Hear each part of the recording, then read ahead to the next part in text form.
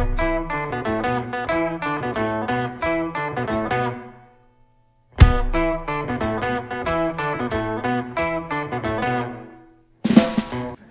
doing tonight? Good. Alright, my name is Irina Bridges, and I'm a student here at Landmark College and assisting with the speaker series. After today's talk by Jean Cherouny, the next speaker for the Landmark College speaker series will be John Van Alstyne. Van Alstyne's sculptures have been exhibited widely, including 50 solo expeditions in this country as well as Europe, Asia, and the Middle East. His speech on March 27th will be held here in the O'Brien Auditorium on the Landmark campus and is free and open to the public. We wish to thank our sponsors, Leaders Beverages, SilverNet Communications, and Green Mountain Tents. Now, Jean Cherouny will speak for around 30 minutes. However, Ms. Cherouny welcomes you to stay longer for a lively question and answer period of about 20 minutes. Okay, who is Jean Cherouny?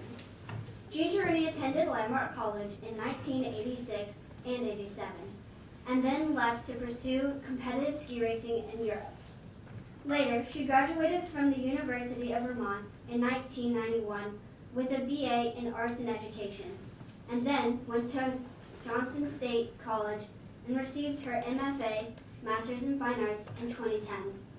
Jean shows her art regionally and is most interested in spending time in the Czech Republic, where she is emerging with contemporary art scene and artist communication.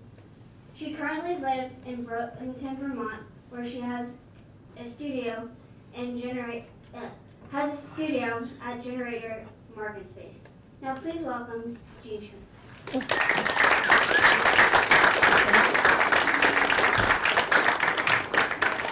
Thank you all for coming out this evening. It's a pleasure to be here. And I'm just amazed at so many of you showing up on this sort of like emerging into a warmer, more temperate temperature zone for Vermont. I hope we have some nice weather coming our way tomorrow, but I think it's going to be raining, right? There it goes. I am looking out in the audience seeing two things. Familiar faces, not only familiar faces from when I went here, but also some familiar faces from the classes that I attended and the workshops that we did earlier today. The invitation that I got here from Tricia about a year ago was to come and speak about my process and my creativity and give some insight into the perspective of having evolved from an LD learner and actually discovering who I am in terms of my creativity and that struggle that was something that was, I feel, a bit of a journey for me and continues to be so. So if you'll bear with me, I will use this high-tech process to enlighten you a little bit about a perspective that I've put into sort of a timeline, a brief timeline, because I want to have everybody feel like they understand the evolution from how I see things to how I'm beginning to interpret things and reflect on things and to continue to emerge as an artist. So in this first slide, I chose this slide for you all because in a lot of my work I'm thinking about my audience. When we see a slide like this, I put the question, who am I? Because I'm a painter, and when I think about the areas in this painting, even though I see a photograph, and perhaps you also see a photograph, I see a layered photograph. I see things that are factual, but I also see things that are improvisational and made up in this particular photograph. For instance, I enjoy the fact that nature is a part of it. I don't believe whatever this is. To me, this looks like some sort of light coming down a stream, but then it looks vague in here, like someone's photo touched it. Like there's a staircase that's basically traveling in front of the Exactly. buildings that are occupying the same spaces that would be the hill that's letting the water go down.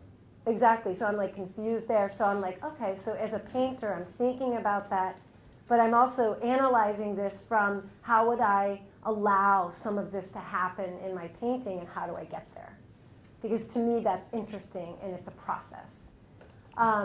The reason I question this slide is because I'm a questioning type of person, and I also look at this slide as thinking that I personally am very connected to nature, and I'm constantly looking at the different planes that I see and studying things I see on a surface. In this particular case, it is a photograph.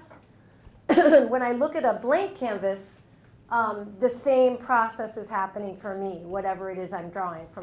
If I'm starting from an area like this of abstraction, I will grow out of this area into the square and how I reveal the emotion and whatnot in it.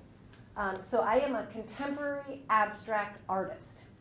And that's who I am as an artist, I feel. And that gives me a lot of latitude to move where I want. And I guess for me to emphasize the latitude in which I move, my next slide is sort of like, it's really been kind of hard to be, you think of artists as being very, I don't know, isolated and in their own world. But at Landmark here, there's absolutely no way I could have been that. I was a social person. I love people. There were so many activities. There were sports, and you were with people. So when I think of Landmark, I think of this. I think of how we'd be on the quad together, playing, frisbee, and working to solve problems together. Even in classrooms, we were posed with challenges where we had to make connections with each other, make connections in our brains. So ultimately, I think that my experience, and I know this is, again, a lot of latitude for me as a painter, but to talk about relationship building and our human experience, this is where I feel my life as an artist has grown out of, and over a very long period of time. Who am I in relation to what I see around me, nature, relationships, environments, lighted areas, and how am I going to show that? How am I going to bring that into a connection in my work? And it has grown from me not being a painter at Landmark, but having had an interest in painting, but continued to explore language, writing, reading, and getting my degrees in education. But how do I find a way to build a bridge and to make a connection? The painting was initially the way in which I began to let myself be free and explore paint and to see light in different ways. I started out as a landscape painter when my children were very young, doing landscapes and portraiture. And then I really sort of started to feel the connection of what was going on around me, and I realized that was the most interesting thing to me, is how do I do a painting like that that's my own mark? How do I make my own mark that way? And what risk am I going to take to make that happen? Come on in. So you just came in at the best part, so congratulations. Welcome. And this next slide is a painting that's about 8 feet by 10 feet large, which is my, in terms of it having a date is not pertinent, but what's pertinent for me is that in the timeline of things, it represents, for me, sort of a big leap into an open expression and that confluence between nature, me, ambiguity, fragility, vulnerability, and my own strength to reach out and be that painter, this painter that I wanted to be. So it doesn't look big, it's not a huge slide, but in this period of about 4 years, I began to work on a very, very large scale in an environment with very, very large studios afforded to me in my program, and every bit of those lines with the exception of the, I think the branches, I believe, were painted on a large scale, so using this little thing here, 10 feet by 8 feet, on a stapled canvas to the floor, using my process called roller painting. And I had blue, yellow, brown, green, pink, all these colors, and this is an oil painting, so it happened over a period of months, but there were panels that were filled with paint, and I would I'd literally put on my rollerblades and step onto the canvas and begin to feel the circles and the gestures and build this body and to paint where I wanted to with the paint. So that became me. It's still me, it's still the freedom to allow what's coming in from with inside me. Maybe a conversation, a long history, a story with someone that evolves, so I can at this time, maybe there could be some discussion, feel free to jump in if you wish, but at this time, can anybody guess what might have been going on? Like, not necessarily just with me, but go ahead. You were trying to figure out what you were going to do for... Yeah, I was sort of lost and searching, like someone lost in the woods. But at the same time, there were, during this time period, 2006, 2010, there were tremendous floods in Vermont. And I was responding, this is my home, there were floods, people lost their homes here. They literally just were flooded out. It was a state-wide emergency, and here I was, lucky enough to be painting in a studio, and there was a lot of need for help. I had friends and people, and we were all with buckets, dumping out water from people's homes and whatnot. So again, responding to story, situation, environment, connection to my community, and my way of doing that in a way that I felt like, is it okay to paint where I'm painting not necessarily with a sense of like, this is a beautiful painting, it should be in the museums. It wasn't about that. To me, it was about letting it out over a course of a long period of time where I saw the need to just express. And this next slide is more of a self-portrait, I think. Came very early, where the process early on came from not having too much of a mess to deal with my rollerblades, so I just used ink a lot. And they became the foundation of a lot of paintings. The ink was a very quick drying kind of material, and I had packets that I had to do in this MFA program where the packets were like 20 slides, and you had to get them all in within a month, and it was high intensity, and I felt, my life was going, I was working still, but this is rollerbladed paper with Japanese ink, and then cut up into sections and then resewn, truncated in a way that it made sense to me. So I was using sewing in a very maker style, which is, when I say maker, I mean that I'm making these in my own way.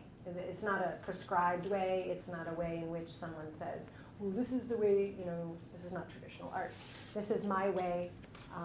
And she, I think, was on display here, I think in the art show that I did. I chose her for this side series. I think a little bit of a story for me in this is that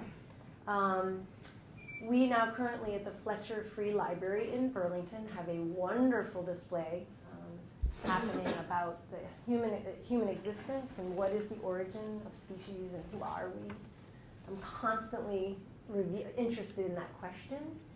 And so she represents to me sort of almost like a modern day double-gendered Neanderthal type of person. She's very unisex and rollerblade, and I felt like my process was very, very gestural, but also she's sort of like tough and, she's going to make it, and she's going to be put together in pieces and go on. And I had a tremendous amount of freedom to work this way. And to me, every picture represented something that was coming from within me in that sense. So in art school, in defining something, I feel like this talk is centered around self, but always reaching out into the realm of thinking about who I am in reflection toward, who I am in connection to others. How can that be, how can my experience be about that? So again, more paintings, a part of a series, found the nature of my work to be about some sort of hidden energy, this struggle, this potential, this freedom to let energy just be about the mark making in my rollerblades. In some of the pieces here, you can see the dark lines of the ink underneath here. And these are about 4 feet by 4 feet, which is about the size of my, if you can imagine working right in this space here. These are paintings done on the floor and then stretched on a canvas, or just put grommets on. I was working in a way that it felt ephemeral because I felt that if I just put grommets in them, does everybody know what a grommet is? No. It's like a little metal hole that you can just make a hole into a canvas and then just make a metal ring and string up with rope. To me, the archivalness of these was not important at this time. They were sketches. They weren't intended to be museum pieces at all. And I think that in an MFA program, by design, that is and it's important exploration to do that for a long period of time, because it isn't until 10 years later that you have that understanding of, oh, that's what I now can do as a process. So when that began to happen, I've always been really interested in, I have my own children, and I also really love children and working with them. I started to do a series of arts residencies where graffiti started to be what I wanted to teach kids, and I wanted to work with them. Raise your hand if you know who Keith Haring is. Yeah. So like Keith Haring and other artists who all knew each other in this time were fascinating to me.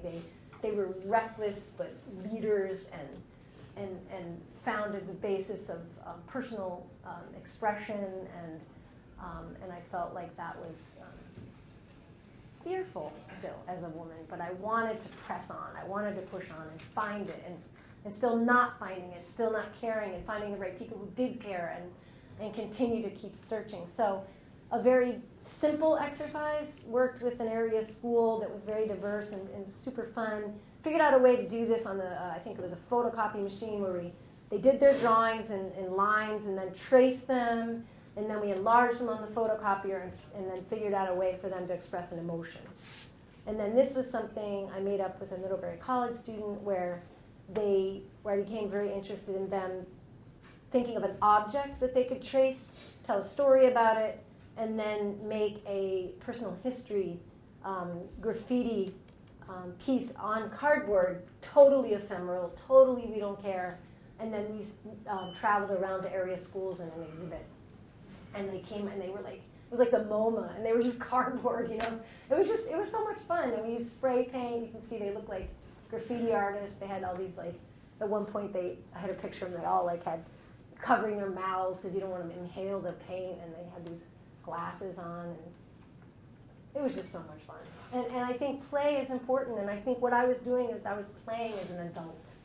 And it was the first time after Landmark where I could say, I can play and just be this painter and have it take me somewhere. So with all the good and sometimes the bad, these are pieces from the Czech Republic where things are sparse and sometimes not there. And that is a culture where I learned that is a part of their history. And it's a real part of their history. Wasn't here sort of as a privileged white person, not really experienced that directly, but there kind of felt like there was an infiltration of, how do I live with the bare bones? How do I live with, no, there's only the piece from the floor of the studio to work with. There's only this one thing that I can make that will look like my painting. And I would use my rollerblades. I did a lot of paintings there, but this is just a sort of an example of how do you pare it down more, pare it down, pare it down, pare it down. Found some stickers, found some, I was working in recycled materials, which I had done before. These are paper bag remnants.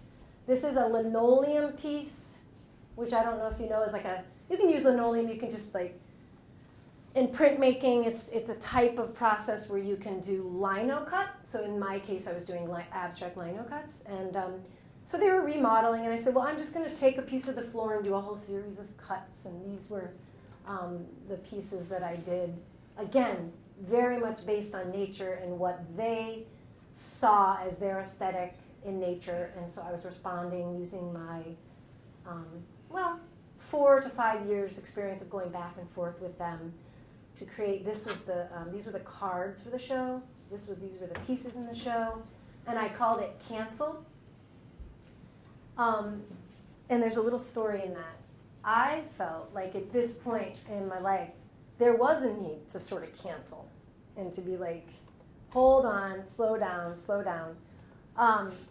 What happened, ironically, I don't even know if it's ironically or experientially, I had the show ready to go. Got a call from my daughter, Mom, I broke my neck. And I was like, what? And so the next day I got on a plane and just totally forgot about the show. I didn't care about anything, and the whole thing just got left canceled. So it was just like this premonition, I don't know, but I was just following my urges, following my sense, following my freedom to make this show about something being canceled. But once you do that, once you live that, once you experience something being canceled, you've lived loss, you can do it again, and you can go deeper into that experience. So, that being said, that was like one kind of blip, a summer, into working with very little, I don't know, I think I had paper, stickers, markers. These stickers were a part of a tagging that I did in the show where all of these stickers were bagged, labeled, and I had labeled all of the different sort of known flowers that related to my experience in Vermont, and they were tagged all around the studio where I was working and were going to be a part of a map. It was a fun show, and all of a sudden, boom, it was gone. And I didn't come back that summer to do it because I had to take care of my daughter. So we're leading up to something, I promise you. In this case, again, I have this sort of when I'm working, I don't really always like what I'm doing, but I'm still doing it because for whatever reason, somewhere down the road, I can look back and the dots somehow connect as an artist. So this is still in that same year. It's significant because this was the first moment within. This was a night. We often had some fun series where we invited artists in to our space, and again, you can see how sort of like basic things are. It was like a cement floor, and it was like an old brick factory, which is where the residency occurs. Some of the sculptures of the artists who were there. This man was a playful magician, and the things that he did, I don't know, maybe you can see the people's faces, but he would make things come alive, and he'd like make these balls like jump up and have all kinds of things going at one time, like it was a magic show, but it was from a different place and a different culture that I saw him evoking emotion from the audience. And also it was in a different language, even though he wasn't speaking. And what became very interesting to me, is this a flying thing here? Bat or something? He had so many different things going on and kids running in and out of his show that I thought he had created almost like a science wonder world. And it evoked tears for me because someone could care about how others felt in the audience so much, and that language was not a part of it. It was just how he connected with the audience that really struck me in this particular scenario. I wish I'd had more pictures from that because he had so many things. So this was a computer piece that I did on my phone. It's using text and abstraction and my perpetual sort of like, how do I get to know more and deepen my experience with my paint? I put it in there because now I am at the generator maker place and I'm using paint and a laser cutter to use technology to etch in various different designs on a computer into my graffiti paint. And that became sort of like, how do I take play and technology and start seeing things differently, and also embrace a fear of, what, can I even do technology? And I decided that I would try to do that. Then from that came story and computer-generated images from my phone. Maybe looking into what could be images used on sweatshirts. And then I have this slide for you here that shows a long, you can see there's just, I've done a lot of rollerblade painting, and this is me in the midst of it, doing my rollerblade painting. So right now I'm working on a series called Vulnerability of Strength, and these are rollerbladed as well as just hand-painted, tool-based paintings that I'm finding happen through a series of interviews with people that I meet and that I talk with.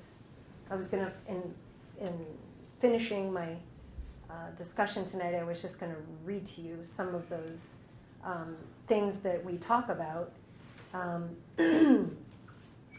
from the people that I interview before I actually do the piece. There can be no darkness without the light, but in the light we see who we are. When another human can see all this with you and create a memorial, it is more than a painting. It is a gesture of humanity. You understood what I said at the core and gave all of that to the canvas. So, thank you for listening.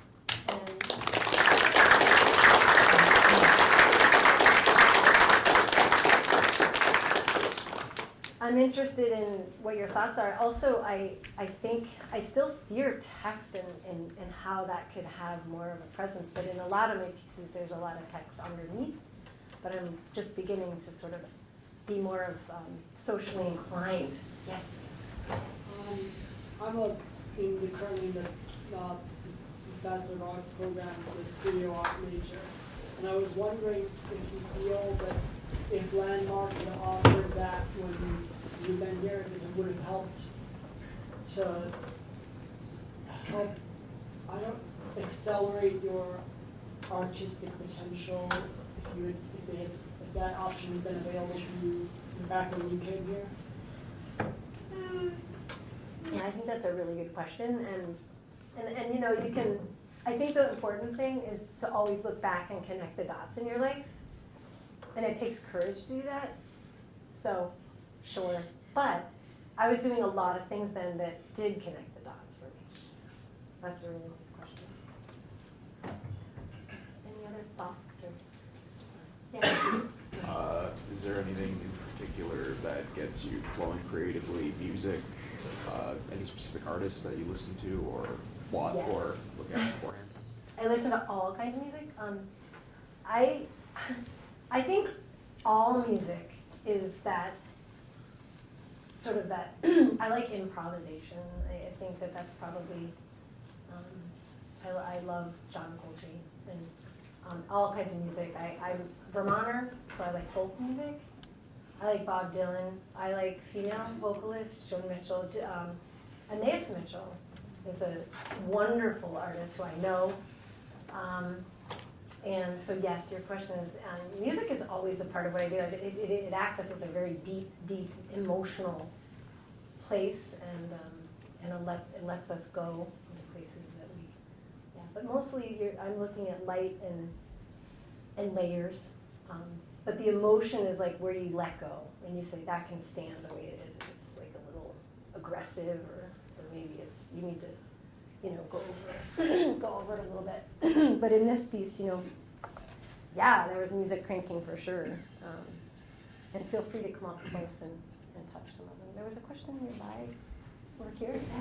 So I'm hoping to one day study paleontology, dinosaurs and stuff. Do you think that art, would I be able to find a way to get, Yeah. and maybe do art in my spare time? Do you think that I'd find a way, some sort of harmonious balance between the two, and maybe sometime they could meet?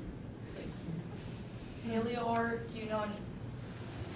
I think graffiti is paleo art. I mean, I really believe that what we do as people, and I'm still exploring this, that we should not be afraid to say whatever we want and do whatever we need to do. But paleo, so like, this is our time. Connecting the dots 1,000 years from now is whatever we make it. So I think art is the human experience. Yeah. Yeah, I just wanted to say there's a huge market because people need scientific illustrations of skeletons. So there's a specific art style for drawing animals with the skeletons underneath and stuff. So I'm sure Yeah. you'll find a way. Yeah, and there's, in my world up at the tech, at the center, I mean, I'm speaking as an artist right now, but seriously, there's, you can make a drawing or download a drawing and then make a 3D printed version of it. So we have people doing that up at the Generator Makerspace, so if there can be a field trip arranged or anything like that, we have lots of college students doing this kind of technology that is exactly what you're talking about, but with computers, and then you actually print it out. So I could actually take a piece of paleo art that I really like and 3D print it? That would be- And I think you guys are close to that here. Yeah. So there's a lot of encouraging. Yeah. I think that'll happen here in this within either the next few short years. Yeah, there's a need to make the ancient creatures become alive. Yeah, and that's also too, You're because the living it virtual, the live, vibe that is, I think, apparent. I visited with the design team here, and there's an expansion into that, the 3D, HR. You're using something and manipulating something, and then you're experiencing it live, and then you can actually take a picture of it and then also then print it out with the printer. So there's tons going on. You're in the right place of the confluence of art, science, technology. It's a good field to go towards. Yep. Go ahead. When you were a student here, or in college in general, how did you manage were you someone who was fishy? And if so, what did you do for keeping your budgets so that they weren't structured? I love the steps. Yeah, the steps were good. But I did run. I think Mr. Bachman was saying, are you still running? I can't now, I'm too injured. But the rollerblade painting was actually I instigated it almost like an escape park mentality because I was really injured and I didn't want to pay to get an operation a second time. So I was extremely injured with my knee, and I just took everything I knew from being a professional athlete, ski racing, and I just was like, okay, balance, balance, balance, balance, figure this out. Make these paintings and make these paintings beautiful without having to go and get an operation. It took months of healing. I used it as a way to get better, but also to really it was a mind-body, I helped my whole mind and my whole body get better through art, actually. Any other nice questions? You guys are so thoughtful. Yes?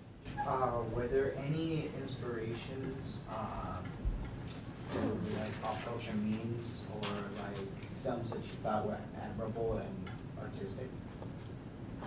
Films about art? Or just films in general? Yeah, films in general. I love film. I mean, we're in a world of Netflix now, so I think back into film then. Who is the guy, Orson Welles? Yeah, just his cinematography, how artful it was and how it drew you in. I mean, I think he did the scene where the hallway had perspective, and it was so beautiful because it had such a sense of time was lost when you looked at it, and you felt lost in that scene. And the same in Psycho. I grew up with Psycho. It was like artfully done. There were pictures and moments in it. Scared a lot of people. And it was so, yeah, it was not like the films today that have all this, fancy digital Pixar, it was Chocolate syrup is one of the rumors I've heard. black and white, I still think there's a lot of legitimacy. The films that are done in the Czech Republic, because of financial reasons, are all pitched to Pixar in black and white first, because that's what they can afford. There's very little color. You can do a lot of animation and film. Doesn't really answer your question because I am a painter, but I'm talking about like basic films that and anyone would know that catch my imagination. But they're artistic films. So the filming that is being done today, I mean, come on, An Ant's Life, Monster Inc., those are great films. Like, those were beautiful, the first $500,000 to $800,000 grossing films. They were amazingly done.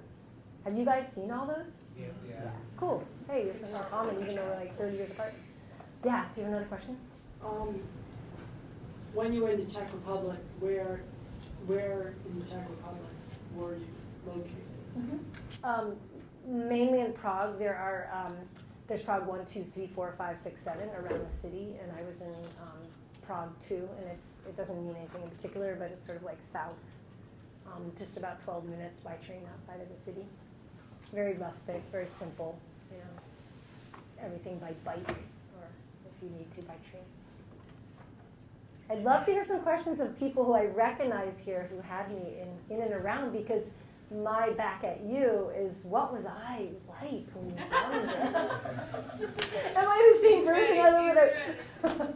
Am I the same person? What is your name? I'm Dan Toomey. I didn't have you as a student. I remember you so well, though. So, I just have a comment and observation, and I think I can answer that a little bit. Great. But, and you spoke earlier about connecting the dots. I haven't seen you for 30 years, but I can remember generally you as a very energetic, physically energetic person, and also very creative. Not in many ways creative.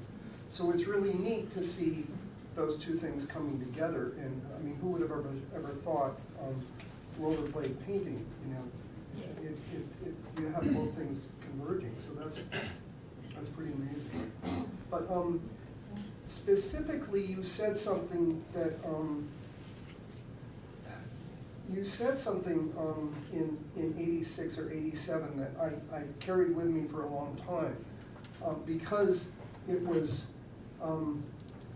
revelatory then. It may not be now, but it may be to some of us here. The college was just beginning. We didn't know. We were in the process of creating ourselves. We didn't really know who we were. I mean, we had a pattern to follow, and we had things we knew we had to do. But we were learning new things about LD and dyslexia and so forth every single day. Everybody was, not just the students, the teachers, the staff, everybody. But you said something about, and this goes back to the core of identity. You said something about how some of us were defined by our LD, or choosing to define ourselves by our LD. And then there were others of us who did not want that, who chose to push it aside, let it go, conceal it, hide it, or ignore it. You weren't judging either one. I think both are viable and both are good in their own way. It depends upon the person. But at the time, I really thought that was within the context, coming from what we call an emerging adult, in a place where we were just all learning about this stuff. That was very, very insightful. And I see how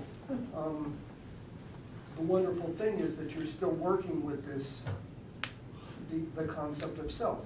Who am I? Which is an ongoing question everybody should be asking himself all of the time.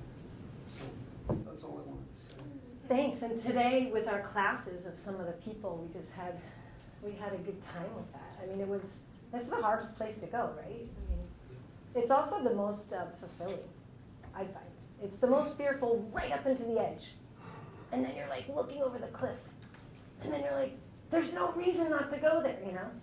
Because then more and more and more actually comes to you, and you realize that you've gained something more, and you can deepen your experience and deepen it. Like, you know, I could talk more. I don't know how long you guys want to stay. Are we not past our 20 minutes yet? I just want to keep respectful about that. Yeah, go ahead. I'll go back to you. I have a lot of friends who are artists, and I know you've been in communities of artists before, and I was wondering, you know, I'm sure that you when I interact with other artists, I often have to have difficulty, like, you know, sometimes, I mean, not just strictly jealousy, but I sometimes feel like it's hard not to put other artists on a pedestal, and obviously that creates roadblocks for interacting with people on a personal level, to see them as above you in terms of their creative ability or their experience or things like that.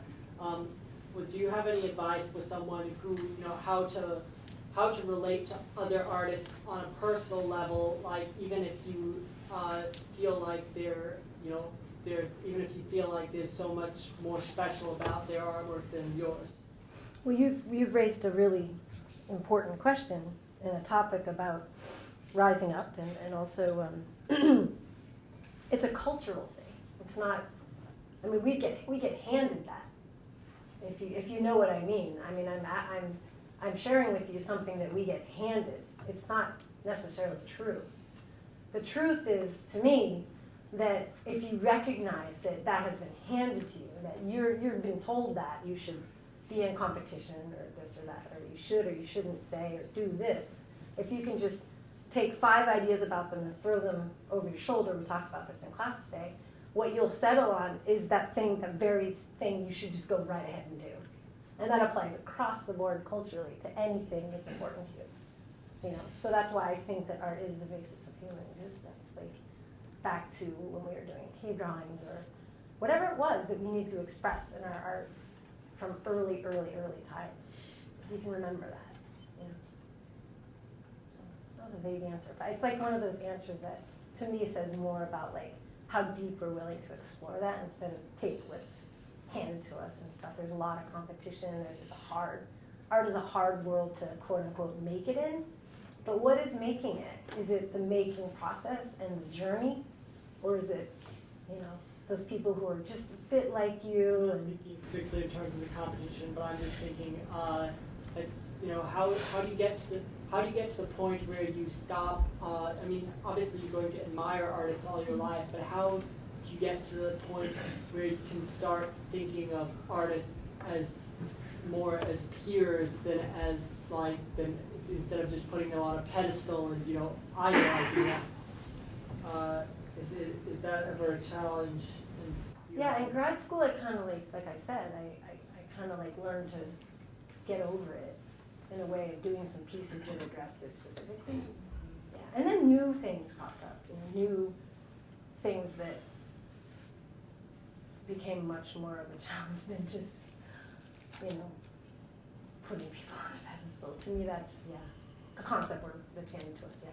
You mentioned at dinner today, too, when you created something that you felt was really yours, really novel, that was a moment at which you know, it helped you perhaps deal with, you know, someone else creating art that's theirs or putting them on a pedestal. You created your own art. It was yours. I'm just really not after, I don't know how to say this, I think I'm being like, putting myself, like, I really just don't know anything other than getting after something that seems truthful to me. Like I'm happy just not knowing and just searching for more. Do you know what I mean? Because you just don't know where it's coming from on a daily basis. I mean, we're very isolated here at Putney, Vermont. Burlington's a little more, you know, we got a little more going on. But it's so, you know, I just embrace that diversity every day to feed me something in my soul that's like more truthful and find a way to have it be a conversation that can be something someone can see in an abstract painting. Because so many people look at an abstract piece. We talked about Pollock during dinner, right? And what? That's art, you know? I don't know. I mean, he's got amazing repertoire. But I think the struggle, the storm, the emotion in my work is kind of like this matrix of, and it has to continue. And on a daily basis, sometimes I don't know where it has to go. So one layer is all about something, and it has to be covered up, and it's real stuff under there. You know, that's about me and what I see and what's going on.